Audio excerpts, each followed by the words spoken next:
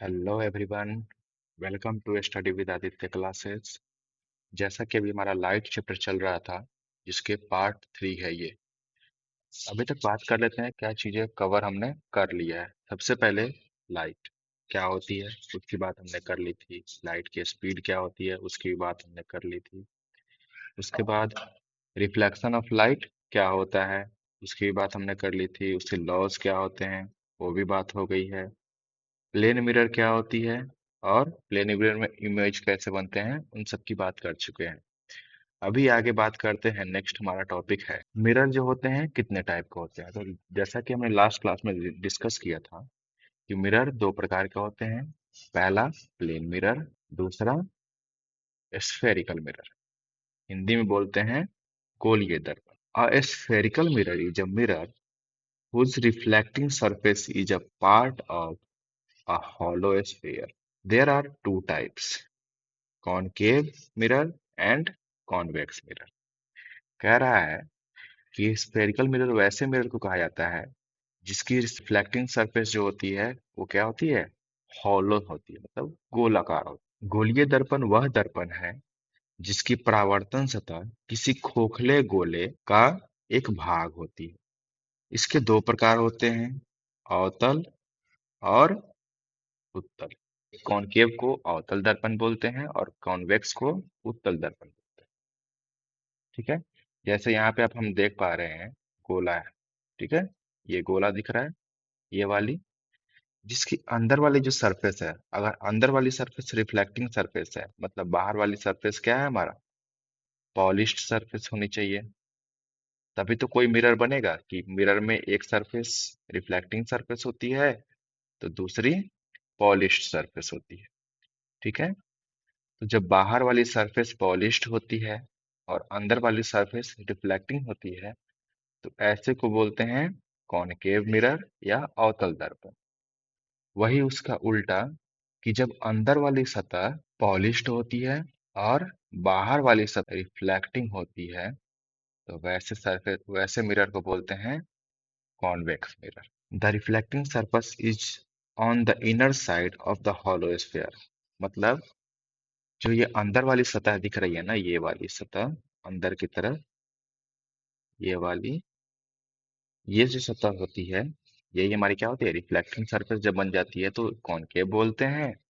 और जब reflecting surface बाहर वाली साइड बन जाती है तो वो हमारा कॉन्वेक्स हो जाता है। इसको और अच्छे से समझने के लिए हम एक स्पून की हेल्प ले सकते हैं। हम लोग चम्मच देखते हैं, चम्मच की जो अंदर वाली सतह होती है जिससे हम कोई भी मटेरियल्स को या कोई भी खाने वाली चीज को उठाते हैं तो वो क्या होता है, कॉनकेव साइड से हम उठाते हैं। ठीक है, कह सकते हैं कि कॉनकेव साइड से हम क्या कर रहे हैं, उसे उठा रहे हैं। और जो उसकी दूसरी साइड होती है जिस तरफ से वो उभरा हुआ होता है वैसे साइड को बोलते हैं कॉन्वेक्स। कॉनकेव मिरर को कन्वर्जिंग मिरर भी बोलते हैं, CONVERGING, कन्वर्जिंग मिरर। और कॉन्वेक्स को डाइवर्जिंग मिरर बोलते हैं, DIVERGING। कन्वर्जिंग और डाइवर्जिंग क्या होता है उसको समझते हैं। जब कोई सोर्स ऑफ लाइट पैरेलली कहीं से आ रही होती है और मिरर पे पड़ने के बाद वो एक ही पॉइंट पे आके जब मिलती है,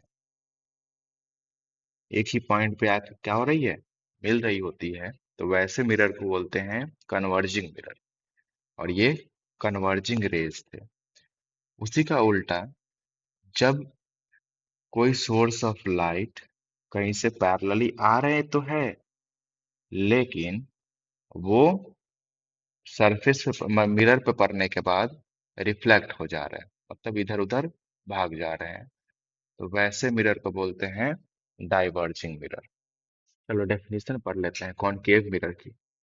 the reflecting surface curves inward. क्या होता है, इनवर्ड की तरफ में उसकी रिफ्लेक्टिंग सरफेस होती है। Like inside of a spoon, जो कि जैसे कि स्पून के अंदर वाली सतह जो दिखती है वैसे।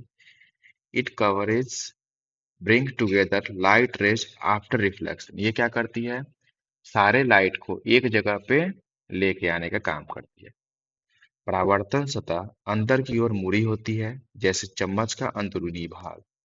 यह परावर्तन के बाद प्रकाश की किरणों को अभिसरित करती है। कन्वर्जिंग करने का मतलब होता है अभिसरित। कन्वर्जिंग का दूसरा नाम मतलब हिंदी में अगर बात करें तो अभिसारी दर्पण भी बोलते हैं। ठीक है, और डाइवर्जिंग को अपसारी दर्पण भी बोलते हैं। Convex mirror, the reflecting surface curves outward. मतलब रिफ्लेक्टिंग सरफेस जो होगा वो क्या होगा? बाहर की तरफ होगा। Like back of spoon, it diverge मतलब फैला देना। जब भी इस पे कोई लाइट पड़ेगी तो क्या कर देगा वो? उसे भगा देगा। जब भी कोई लाइट पड़ेगी तो उसे वो भगा देगा, एक जगह पे कन्वर्ज नहीं करेगा। परावर्तन सतह की बाहर की ओर मुड़ी हुई होती है, जैसे चम्मच का बाहरी भाग। यह परावर्तन के बाद प्रकाश की किरणों को अपसरित करता है। ठीक है, अपसरित मतलब डाइवर्ज करना। बट इसको हम मैथमेटिकल डायग्राम के थ्रू समझते हैं।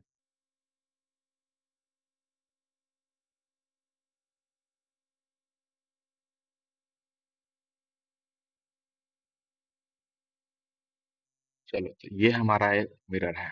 ठीक है, दोनों मिरर मैंने बना रखा है। ये हमारी कॉनकेव है और ये हमारा कॉन्वेक्स है। ठीक है, कॉनकेव में क्या हो रही थी? बाहर वाली जो सरफेस थी वो क्या थी? पॉलिश्ड सरफेस थी। और रिफ्लेक्टिंग सरफेस अंदर वाली थी। और कॉन्वेक्स में क्या था कि अंदर वाली सरफेस पॉलिश्ड सरफेस है और बाहर वाली सरफेस रिफ्लेक्टिंग सरफेस है। तो जब इस पे कोई लाइट पड़ता है, जब इस पे कोई लाइट पड़ेगा तो वो लाइट को क्या कर देगी? कन्वर्ज कर देती है। वो क्या कर देगी? कन्वर्ज कर देती है। लेकिन वही जब इस पे कोई लाइट पड़ता है तो ये लाइट को डाइवर्ज कर देता है। यही चीज अभी उधर बता रहे थे, है ना?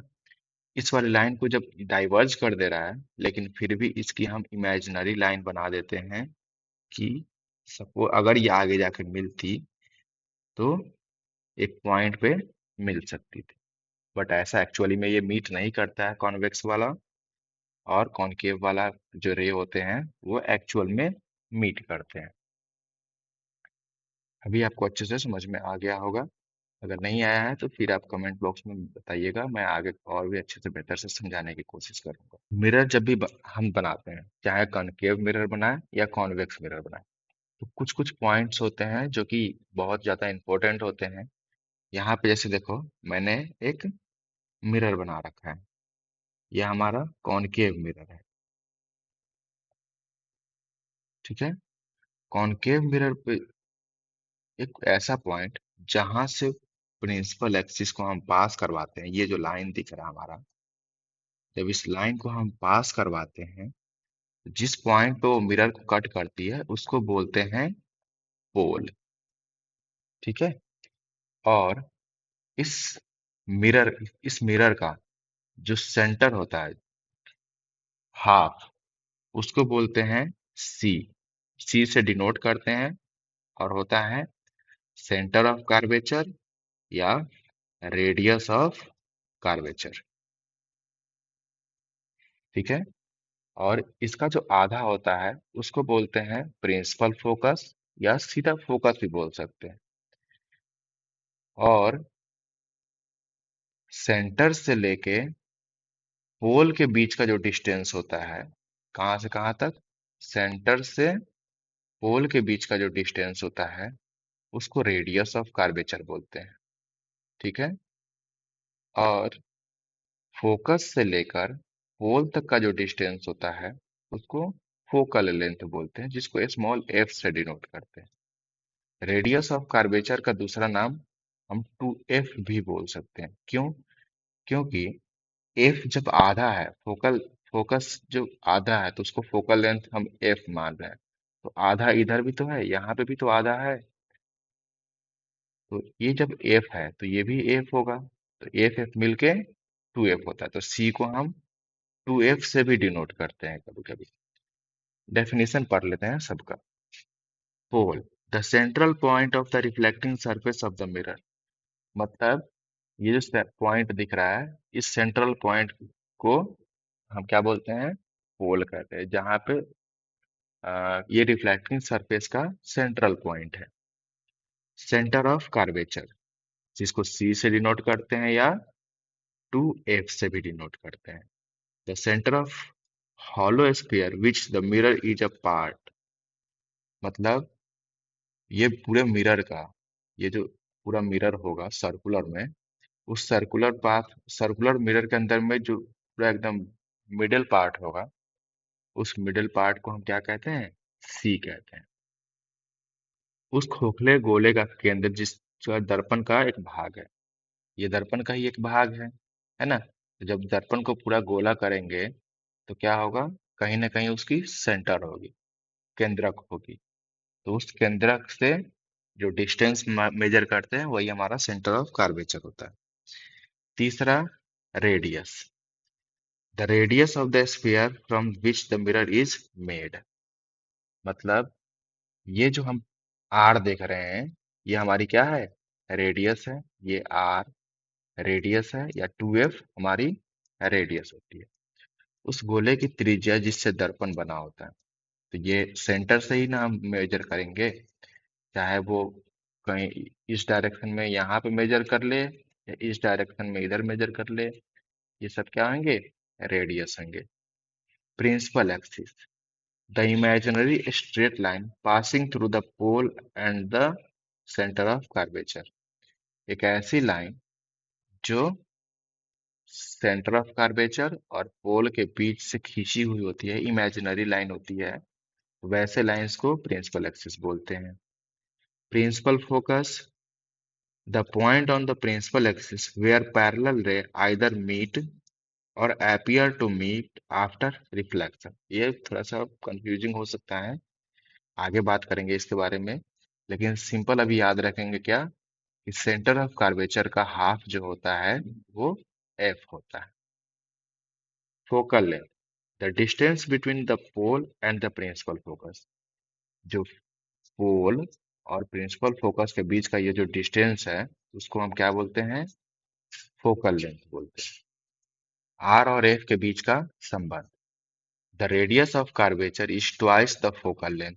जो पहले ही बात कर चुके हैं कि जो ये रेडियस होता है, ये रेडियस जो कि पोल और सेंटर के बीच का डिस्टेंस होता है, जिसको हम किससे डिनोट कर सकते हैं? टू एफ से डिनोट कर सकते हैं या आर से डिनोट कर सकते हैं। फोकस और पोल के बीच के डिस्टेंस को फोकल लेंथ बोलते हैं। जब ये आधा एफ है तो ये आधा भी हमारा क्या होगा? एफ ही होगा। इसलिए इसको एफ प्लस एफ करके टू एफ कर लेते हैं। R is equal to two F होता है। Radius is equal to two F. Use of spherical mirror बहुत इंपॉर्टेंट है, यहाँ से बोर्ड्स में डायरेक्ट क्वेश्चन आ जाता है। सबसे पहले कॉनकेव की बात करते हैं, तो सबसे पहला जो है सेविंग मिरर में यूज होता है, दाढ़ी वाड़ी बढ़ाने के लिए कॉनकेव मिरर का यूज होता है। टॉर्च में यूज करते हैं हम कॉनकेव मिरर का। डेंटिस्ट यूज करता है दांतों में से इनेमल्स को साफ वाफ करने के लिए। उसके बाद सोलर कुकर में यूज होता है कॉनकेव मिरर का। कॉन्वेक्स मिरर का यूज होता है साइड मिरर में, गाड़ी के साइड मिरर में, और मॉल में सिक्योरिटी मिरर में, या हाईवे मिरर में भी यूज करते हैं। देखते होंगे रोड के साइड में ऐसे बहुत बड़ा सा गोला लगा होता है, जिसमें ऊपर की तरफ वो क्या होता है? कर्व होता है। तो वो हमारे क्या होते हैं? कॉन्वेक्स मिरर का ही एग्जाम्पल होता है। उसको रखा इसलिए जाता है ताकि दूर के ऑब्जेक्ट को हम क्या कर सके? एक जगह मिनिमाइज करके देख सके। आई होप आपको ये वीडियो अच्छा लग रहा होगा। अगर वीडियो अच्छा लग रहा है तो अपने फ्रेंड्स के साथ जरूर शेयर करिएगा, ठीक है, ताकि हमारा भी मोटिवेशन बना रहे और वीडियो में आगे आपके लिए लेकर आता रहा हूँ। आज के लिए इतना ही। थैंक यू, मिलते हैं नेक्स्ट वीडियो में।